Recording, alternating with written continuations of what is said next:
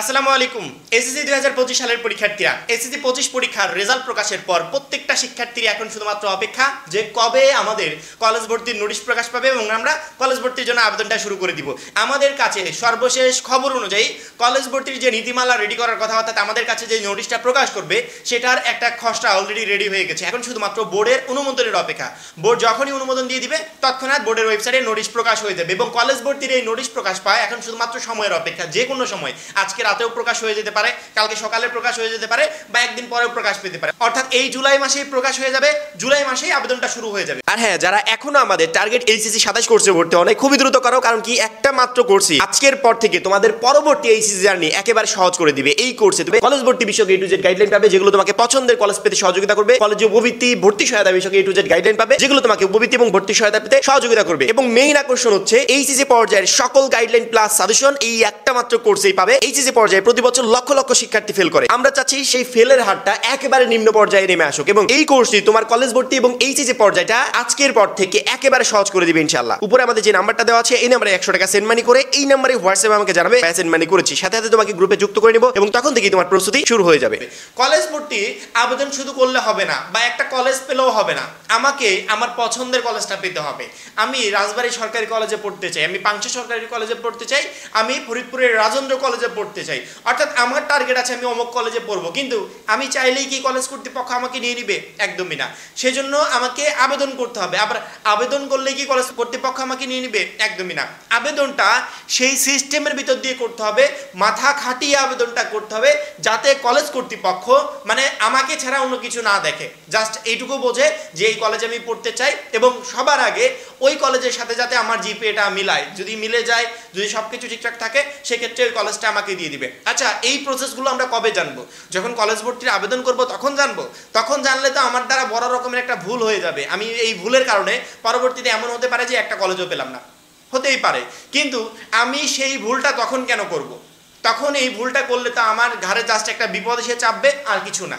পছন্দের কলেজ তো আমি পাবোই না, এমন একটা নিশ্চয়তা তৈরি হবে যে 2025 সালে কোনো কলেজে আমার পড়া হচ্ছে না, এরকম একটা নিশ্চয়তা তৈরি হবে।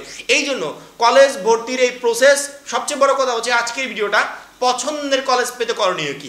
কলেজ তো আমি পাবো, কিন্তু আমার দরকার পছন্দের কলেজ। পছন্দের কলেজ পেতে আমার করণীয় কি বা কিভাবে কলেজ চয়েস দিলে পছন্দের কলেজটা পাওয়া যায়, সেই টোটাল প্রসেসটা আজকের ভিডিওতে জেনে নিব। পছন্দের কলেজ পেতে হলে সবার আগে যেটা প্রাধান্য দিতে হবে সেটা হচ্ছে পছন্দক্রম। অর্থাৎ আমি কিন্তু একটা কলেজে চয়েস দিব না, আমাকে একাধিক কলেজে চয়েস দিতে হবে। যদি এমনটা হতো যে আমাকে যে কোনো একটা কলেজে চয়েস দিতে হবে, সেক্ষেত্রে ওই একটা কলেজই কনফার্ম থাকতো, কলেজ কর্তৃপক্ষ একটা দিয়ে যাচাই বাছাই করতো, হলে হতো না হলে না হতো। কিন্তু এরকম সুযোগ নাই, আমাকে টোটাল 10টা কলেজে চয়েস দিতে হবে।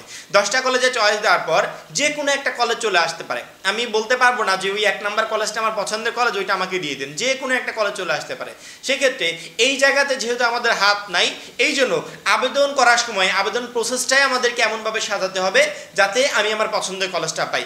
আবেদন প্রসেস সাজানোর সময় বা আবেদনটা করার সময় তোমাকে একটা বিষয় খেয়াল রাখতে হবে, আমি আমার কলেজের 10টা কলেজ চয়েস দিচ্ছি, এই কলেজের পছন্দের লিস্টটা আমাকে সুন্দর করে সাজাতে হবে। কিভাবে সাজাবে? 10টা কলেজ যেহেতু আমি পড়াশোনা করবো না, কিন্তু ওই যে নিয়মের খাতিরে আমাকে আনুমানিক 10টা কলেজ দিতেই হবে। সেক্ষেত্রে আমার যেই কলেজটা পছন্দ, মনে করো আমার 1 নম্বরে রাজবাড়ী সরকারি কলেজ পছন্দ, তার পাশাপাশি আমি ভেবে রেখেছি আমার পাংশা সরকারি কলেজ পছন্দ, অর্থাৎ রাজবাড়ীতে যদি চান্স না হয় সেক্ষেত্রে যেন পাংশা সরকারি কলেজ হয়। এখন আমি যদি রাজবাড়ী সরকারি কলেজটা 1 নম্বরে দিলাম, পাংশা সরকারি কলেজ একবারে 10 নম্বরে বা 7 নম্বরে দিলাম, সেক্ষেত্রে রাজবাড়ী সরকারি কলেজ যদি আমার চান্স না হয় তাহলে পাংশা সরকারি কলেজেও চান্স হবে না। কেন হবে না?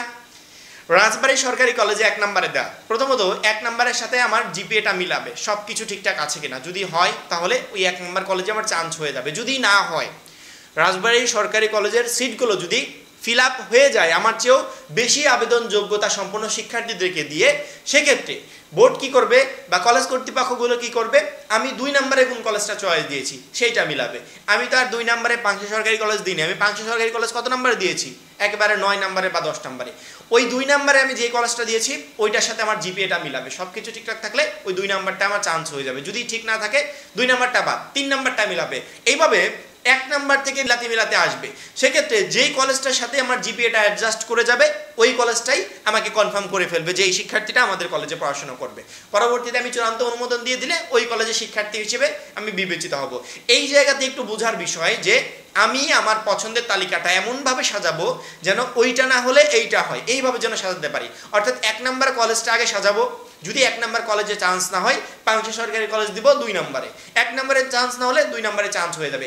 এইভাবেই আমাকে আমার পছন্দের লিস্টটা সাজাতে হবে। যদি কোনো শিক্ষার্থী কলেজ ভর্তি আবেদনের সময় পছন্দক্রমের লিস্টটা এইভাবে 1 2 3 অর্থাৎ প্রথম নাম্বারে যেটা পছন্দ সেটা 1, তার চেয়ে একটু কম পছন্দ সেটা 2, তার থেকে একটু কম পছন্দ সেটা 3, এইভাবে যদি সাজিয়ে আবেদন করতে পারে প্রথম পর্যায়ে সে তার পছন্দের কলেজটা পেয়ে যাবে।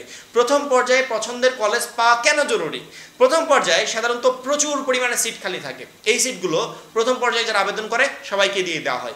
পরবর্তী পর্যায়ের জন্য আর অত সিট খালি থাকে না, পরবর্তীতে অল্প কিছু সিট খালি থাকে, ওইখানে একটা কলেজ পাওয়া আমাদের জন্য চ্যালেঞ্জিং হয়ে যায়। এই জন্য আমরা চেষ্টা করব প্রথম পর্যায়ে আবেদন করার সময় বুঝে শুনে আবেদন করার, যাতে প্রথম পর্যায়ে আমি আমার পছন্দের কলেজটা পেয়ে যাই। যদি প্রথম পর্যায়ে আমি ভুল করে ফেলি সেটার মাসুল হয়তোবা আমাকে চতুর্থ পর্যায়ে আবেদন পর্যন্ত দিতে হবে, এবং আমরা কেউই চতুর্থ পর্যায়ে আবেদন পর্যন্ত যেতে চাই না এই কারণে, কারণ ওই সময় গিয়ে আর অত সংখ্যক সিট কলেজে খালি থাকে না।